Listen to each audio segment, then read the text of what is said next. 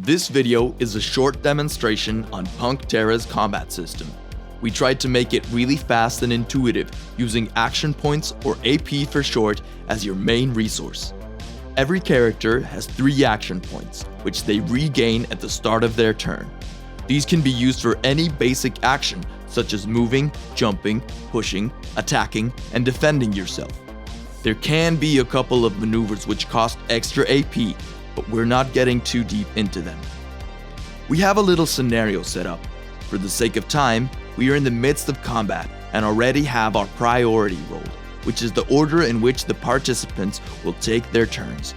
Even though we have turns, it is recommended that players are engaged at all times, since unless you want to take automatic hits, most attack rolls are opposed. Let's start with our soldier. He will use 1 AP to move up to his speed. Then, another one to attack his enemy, a hefty robot. First, he must roll to see if the attack connects, rolling his medium weapon skill. Rolling the D12 plus his strength plus his skill level, he gets a total of 22 on his attack, and the robot must now choose to use an AP to use one of the following actions. Block.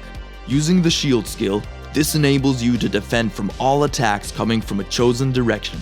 Attacks coming from the opposite direction are automatic hits. Counter. Using a weapon skill, trying to use the attacker's own momentum and interrupting the enemy's attack with your own. This uses an action point every time you use it. Dodge. This action gives you a pool of movement equals to half your speed. By rolling athletics or acrobatics, you can dodge an attack, but doing so costs you 1 meter of movement. Area of effect attacks require you to move out of the affected area. Parry. Using a melee weapon skill, this enables you to defend from all melee attacks coming from a chosen direction. Attacks coming from the opposite direction, you guessed it, are automatic hits. The robot is a difficult opponent, and by using its weapon skill to counter, it rolls a D12 plus its strength plus its skill level for a total of 23. Since it won, it gets to roll damage instead. His fist attack deals 2d10 damage. Rolling an 8 and a 5, it deals 13 points of physical damage. The soldier has 19 hit points but is equipped with heavy armor, which gives him an armor value of 6, subtracting from the total, only receiving 7 points of damage of the 13 dealt. The soldier will then try to attack a second time using his last remaining action point. For the sake of demonstration, we'll consider that the robot has no more action points to defend itself. This means that the soldier does not roll for accuracy, and the attack is considered an automatic hit. He deals 1d10 physical damage with his longsword, rolling a 7. Unfortunately, this robot is heavily armored and has an armor value of 8, completely mitigating the damage. The mage's turn comes around. Seeing that the enemy is heavily armored, he decides to use a specific attack. He uses 1 action point to draw the element of water from his water skin, conjuring up ice shards to rain upon the robot. The robot can't defend, so he merely takes the damage.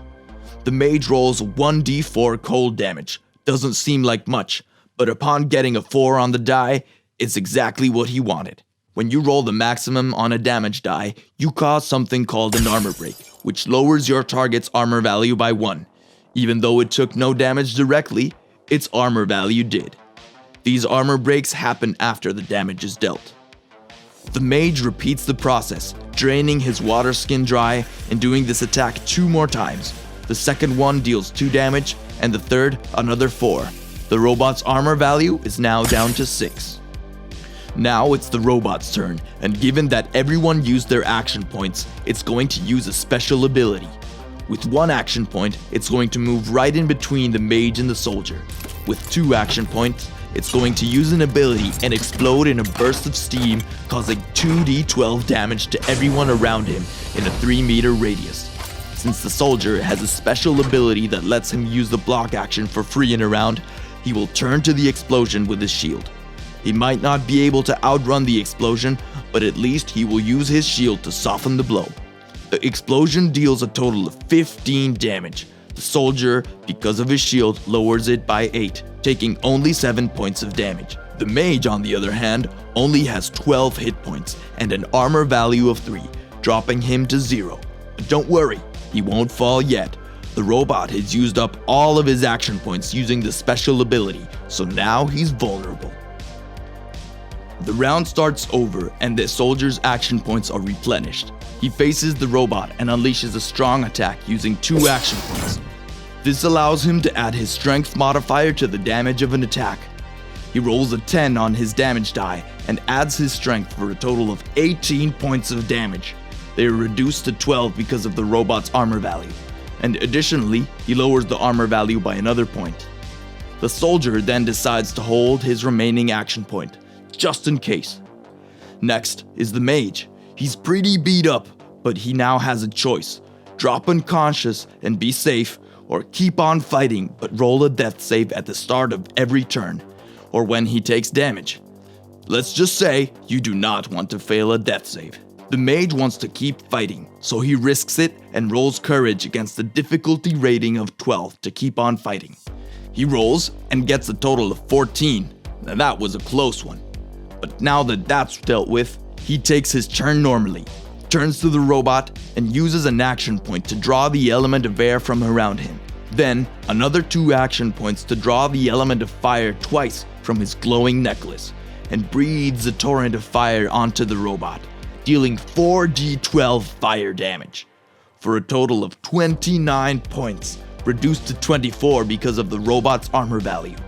This is not enough to save the robot, as the attack completely melts the robot's main system and ends the fight.